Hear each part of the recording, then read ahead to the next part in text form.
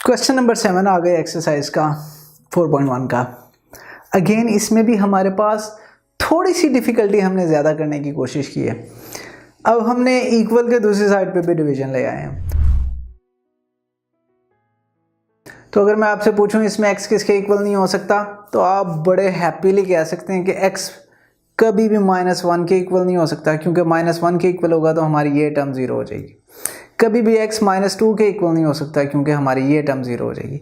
कभी भी x -5 के इक्वल नहीं हो सकता, क्योंकि हमारी ये टर्म 0 हो जाएगी। और हम कभी भी डिवीजन में 0 नहीं चाहिए हमें। एनीवे, तो अब हम इसे स्टार्ट करते हैं सोल्यूशन के लिए।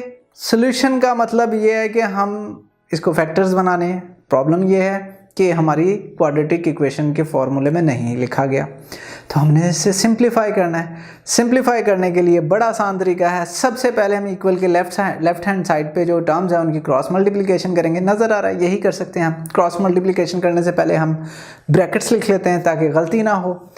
अब क्रॉस मल्टीप्लिकेशन बड़ी ईजी है। 1 पहले ही था, 1 लिख लेंगे। दूसरी साइड पे नीचे जो था x+2 था वो मल्टीप्लाई कर देंगे। फिर प्लस साइन था तो प्लस साइन आ जाएगा।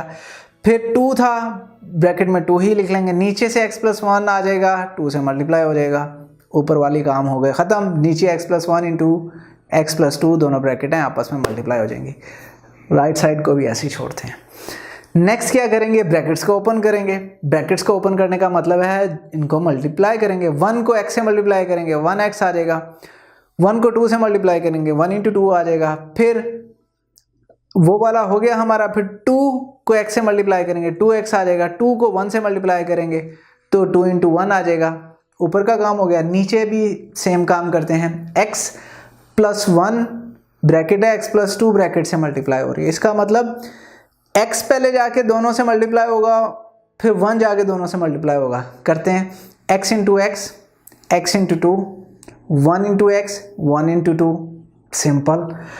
अब क्या करना है हमने नेक्स्ट, इजीली इन ब्रैकेट्स को मल्टीप्लाई कर देना है। तो 1 इंटू एक्स क्या होता है x, 2 इंटू 1 क्या होता है 2, 2 इंटू एक्स क्या होता है 2x, 2 इंटू 1 क्या होता है 2, लिख दिया हमने। नीचे करते हैं x into x, x square, 2x, 2 into x 2x, 1 into x x, 1 into 2 2, लिख दिया हमने। अब हम एडिशन कर लेंगे, वही जो हम छोटी क्लासेस से करते आए हैं। लेकिन उसे करने से पहले आपने हमेशा लाइक टर्म्स को इकट्ठा करना है। मतलब पहले x लिखा हुआ है तो x लिख दिया, इसके बाद दूसरी टर्म जो है मैं वही लिखूं जिसमें x है। वो कौन सी है 2x, तो 2x लिख दूंगा। फिर कॉन्स्टेंट्स रह गए 2 + 2, वो लिख दिए। नीचे हमारे पास ऑलरेडी ऊपर x² लिखेंगे, लेकिन 2x + x पहले ही इकट्ठे लिखे हुए थे, उनको ऐड करेंगे तो वो 3x हो जाएंगे, वो लिख देंगे, 2 आ जाएगा। तो हमारी ये इक्वेशन भी सिंप्लीफाई हो गई। अब जो ऊपर है वहाँ x+2x क्या होगा 3x हो जाएगा, 2 + 2 क्या हो जाएगा 4 हो जाएगा। नीचे हमारी ऑलरेडी सिंप्लीफिकेशन हो चुकी थी। राइट साइड को हमने छेड़ा ही नहीं है। आगे क्या कर सकते हैं, आगे हम मल्टीप्लाई करते हैं। इस साइड पे x+5 डिवाइड हो रहा है, दूसरी साइड पे जाके 3x + 4 से मल्टीप्लाई हो जाएगा। इसी तरह x² + 3x + 2 जो है लेफ्ट साइड पे डिवाइड हो रहा था, राइट साइड पे आके 7 से मल्टीप्लाई हो जाएगा। कर दिया। अब अगेन क्या करेंगे, आगे 2 ब्रैकेट्स बन गई लेफ्ट पे।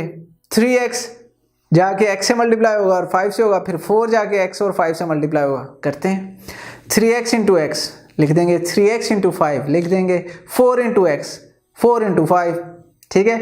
अब यहाँ पे हमारे पास राइट साइड पे भी सिंप्लीफिकेशन का चांस है। क्यों? क्योंकि सिर्फ 7 को ब्रैकेट के अंदर लेके जाना है। तो 7 into x², 7 into 3x, 7 into 2, answer 14 आएगा, वो वैसे ही लिख लेते हैं।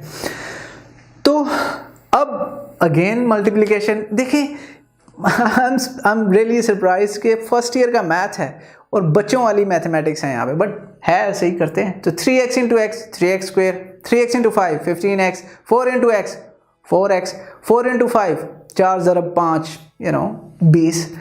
एंड दूसरी तरफ हमारे पास क्या बचा, इक्वल के 7x² वैसे ही लिख लेंगे, क्योंकि वो उसे मज़ीद क्या सिंप्लीफाई करें। एंड हम इसी तरीके से उसको बाकी चीज़ों को भी कर लेते हैं। अब यहाँ पे हम अगेन उस सिचुएशन में आ गए कि हमारे पास 7x² बड़ा है 3x² से, तो हम 7x² वाले को लेफ्ट पे लिख लेंगे और 3x² वाले को इक्वल के राइट पे लिख लेंगे ताकि हमारे पास ट्रांसफ़र करना ईजी हो जाए। तो इस पूरी ब्रैकेट को मैं उठा के ब्रैकेट डाल दूँ और दूसरी तरफ ले जाऊँ तो माइनस साइन लगा दूंगा। अब आगे क्या बच जाएगा, ब्रैकेट खोलूँगा, ब्रैकेट खोलने से क्या होगा, साइंस चेंज हो जाएंगे। जो 3x² प्लस था वो -3x² हो जाएगा, जो 19x था वो -19x हो जाएगा, जो 20 था वो -20 हो जाएगा। अब आपने मुझे बताना है क्या करना है अब हमने लाइक टर्म्स को इकट्ठा करना है जो एक जैसी हैं, यानी x² वाली हैं उनको एक साथ लिख लेंगे, x वाली को एक साथ लिख लेंगे, कॉन्स्टेंट्स वाली को एक साथ लिख लेंगे। तो 7x² सबसे पहले है, उसके अलावा हमारे पास क्या है x² वाला -3x, तो 7x² के बाद -3x² लिख लेंगे, फिर 21x, फिर -19x, फिर +14 -20 = 0। क्यों किया ऐसा, क्योंकि अब अगला काम तो बच्चों वाला है। 7x² में से 3x² निकाल दें, आंसर आएगा 4x²। 21x हैं उनमें से 19x निकाल दें, आंसर क्या आएगा 2x। 14 में से -20 निकाल दें तो -6 = 0 लिख लेंगे हम। अब यहाँ पे आके ना आपने रुक जाना है क्योंकि यहाँ हमारे पास थोड़ी सी सिंप्लीफिकेशन का चांस हो रहा है।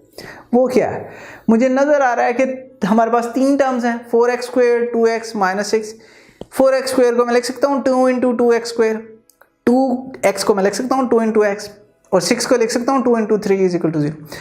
ये हर जगह 2 आ गया तीनों टर्म्स में। मैं 2 कॉमन ले लूँगा, अंदर क्या बचेगा 2x² + x -3 = 0।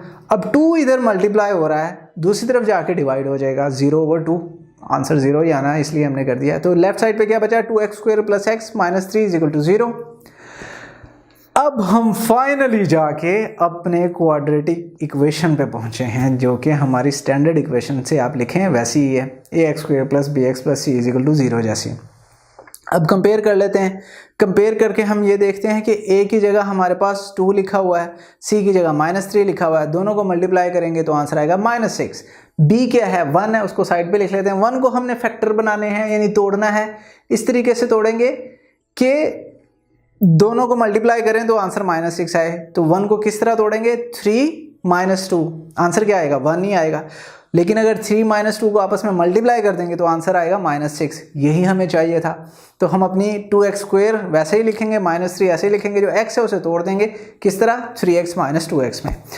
तो इस तरह करने का फ़ायदा ये हुआ कि हम ब्रैकेट्स लिख लेते हैं अपनी 2x² + 3x -2x -3।